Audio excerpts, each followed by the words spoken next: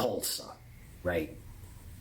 I still think, honest to God, to this day, that the good Lord was watching over us that day, because, in my opinion, it was a miracle that something that could have, that really should have, ended the band's career.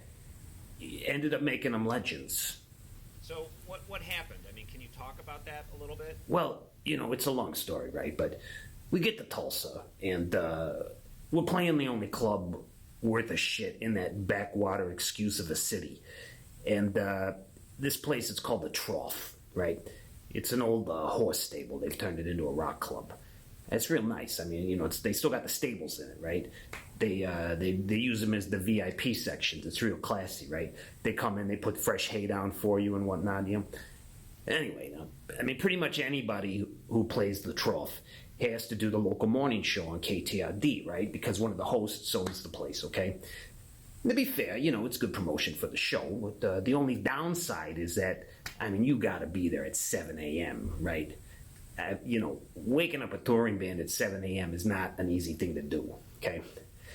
I mean, you can't get them out of bed that early to vomit, let alone to get up and go do a morning show, right? So that's my job. And, to make matters a little more difficult for me, at the time, a guitar player, Fancy Featherstone, he was taking that Ambien, right? Because he was having trouble sleeping. But, I don't know if you noticed or not, but one of the downsides of Ambien is that sometimes it can kind of like, put you into one of these, fugue states, right? Where you're kind of like half asleep, half awake, you're kind of in and out. And that would happen with Fancy, And anyway, so that morning I roused the band and I managed to get them into a limo. I always insist on a limo for the morning shows, right? I mean, because, you got to look the part, right? You got to look the part. And plus, you can add it to the band's recoupable expenses. And the labels always appreciate that. So I always say, if we go, there's going to be a limo, right? So we get the KTRD, and we're going to do a segment with the morning show, TP and the Burglar. These guys, I mean, they're an institution in Tulsa, right? Everybody who's anybody goes on their show, okay? So we go in, and, the segment is going. It's going great, right? Yeah, they ask us to stick around, hang out and talk some more. So they go to commercials, and during the first segment, I had noticed that Fancy was kind of dipping in and out, right? And I'm just praying, please, God, do not fall asleep on the KTRD morning show, right? So they're in commercials, and I go over to Fancy, and I say, hey, kid, come on. Let's hit the head, right? And while they're in break, we'll splash some water on his face, whatnot, get some coffee. So I get him up. He gets up, and he starts walking out of the studio, and my cell phone rings, right? And I pull it out, I take a look, and it's a publicist calling, probably like to remind us to cut some IDs for the station or whatever, right? So fine. I turn around, and back in the time that it took me to look at the phone, Fancy, he's got his pants pulled down, and he's sitting on top of this like little wastebasket that they have right there in the studio, and he's taking a shit right there in the freaking studio, right? So, I mean, there's no time to think. I mean, this is what I get paid for, right? So I go to Fancy, and I start shaking him, and he startles too. And I can tell just by the look in his eyes that he has absolutely no idea what he's doing or even where he is. And I whisper to him, I say, shh, Fancy, don't say a word. Stand up and pull your pants up. There's no time to wipe. And I look, and thank God, thank Mother Mary to God, TP and the Burglar and the way the studio's set up, we're behind them, right? So they don't see. And plus, they still got their headphones on, so they can't even hear anything, right? So, but pretty soon they're going to smell something. That much I know. So Fancy stands up, but this little trash can, right? It's like got formed like a vacuum seal or something around his ass, and he can't get it off. So I go over, and I grab it, and I'm pulling, and it won't budge, won't come off. So, Marty Royal sees me struggling, and he gets up, and he comes over, and he grabs Fancy by the arm, and he's pulling on him, and I'm pulling. We got a real tug of war going on, okay? And then finally, pop! Trash can comes off. And I got a hold of it, right? But it comes off with such force that I stumble backwards and I fall into it's this big cart rack, right? It's like nowadays it's all digital, but back then they had these things, they're called carts, or they're like little 8-track tapes or whatever. They put all the nutty sound effects on, the slide whistles and Caddyshack sound bites and all that. I want all these things. Anyway, so I crash into this thing, and now the cat's out of the bag. Headphones are not, they hear it, right? But the commercials are ending. So we're going back on the air, and TP and the burglar, these guys, total pros, okay? I mean, they don't even flinch. They just hit the time and temperature and go right back into the interview like nothing's happening. So I set the trash can down and, just hope for the best. So about a minute goes by before the smell just rolls in like a New England fog, okay? And now it's just hovering in the studio, like a weird fan backstage at the end of the night. I mean, you can't miss it, okay? So, of course, TP smells it, and pandemonium just breaks loose, right? Like, who the hell did that? And he starts firing off all these sound effects, sirens, and toilets flushing, and donkeys braying, and monkeys. And, to be fair, this is the kind of thing that these morning show guys live for, right? A bit like this, they can milk it for days, weeks even. So, now I'm thinking, hey, this might not be such a bad thing, This could end up working out in our favor. So TP and the burglar are going back and forth, right? And to the credit, they're keeping it between themselves, okay? At the end of the day, these two guys, they're gentlemen, right? And they're professionals. So they would never do something like accuse one of their guests of shitting themselves in the studio. They wouldn't do that. So they're going at it back and forth, and all of a sudden, Fancy stops them. He says, guys, I have something to confess, he says. And then it gets real quiet in the studio.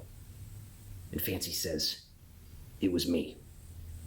I didn't realize what I was doing, but I accidentally took a dump in your trash can during the commercial break.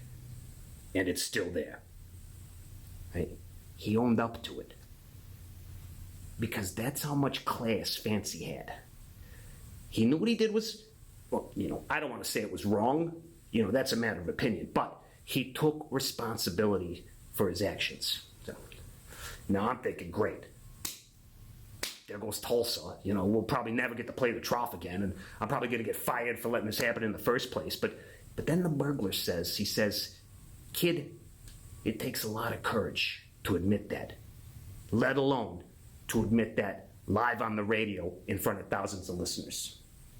And I know that I speak for TP and the entire greater Tulsa metropolitan area when I say, I forgive you. And more than that, I respect you as a man. And then he yells out, Diaper Boy, get in here. Now, Diaper Boy was he was their intern, this college kid right there from Oral Roberts University, and they made him wear a diaper and suck on a pacifier at work, and they would send him out to gas stations and whatnot. Nowadays you can't do this, okay? You couldn't get away with treating an intern like that today.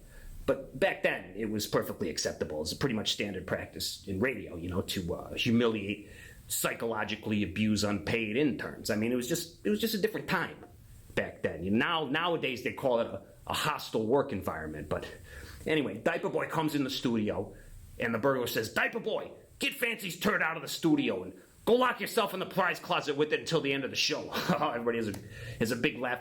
Diaper Boy scoops up the basket, and that's that, right? Everybody has a big laugh. We finish the segment. That night, the band plays to a sold-out crowd because everybody in Tulsa is talking about it, okay? It ends up taking on a life of its own, right? Nowadays, you'd say, it went viral, okay? But back then, it was just the talk of the entire industry. All the trade magazines wrote about it, Billboard, Variety, Left Sets, FMQB, everybody, right? So now, I'm getting calls from every morning show in the entire country wanting the Social Club to come on, right? And a bunch in Germany and Japan, too, for some reason. They all want the band to come in and pull some kind of stunt, right? It's all over the wire. Rolling Stone does a write-up on it. MTV sends Kurt Loder out, Howard Stern, the Greaseman, you name it. And TP and the Burglar on KTID, they actually ended up winning a Marconi Award from the National Association of Broadcasters for that segment. So, that's a pretty big deal, right? So, after this happened, we always killed in Tulsa, right? They treated us like royalty in Tulsa. In fact, the incident, as we called it, became such a local legend that shortly after this all happens, management at KTID, which up until that point had always been Tulsa's rock destination, KTRD. They wanted to capitalize on the hype, so they changed the station's moniker to KTRD the Turd. KTRD, Tulsa's Turd, right? It makes sense, right? And so the branding is it's a huge success, and I mean the ratings just go through the roof, right? And the KTRD just dominates the Tulsa market from that point on. So, but get this, now there's more, right?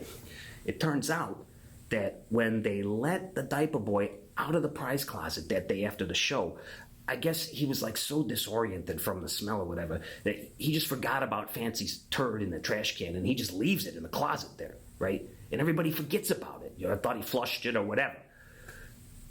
But a couple years later, they're cleaning out the prize closet and they find it, right? It's been in there the whole time. And according to legend, it's still in pretty good shape, right? It hasn't decomposed. So, I mean, they're treating this thing like some type of holy relic. It's like an historical artifact, right? I mean, this is the actual KTRD turd of legend, right? I mean, everybody's heard the story. They want to see it. So people are like making pilgrimages to come and see it. It's like the freaking Shroud of Turin or something, right?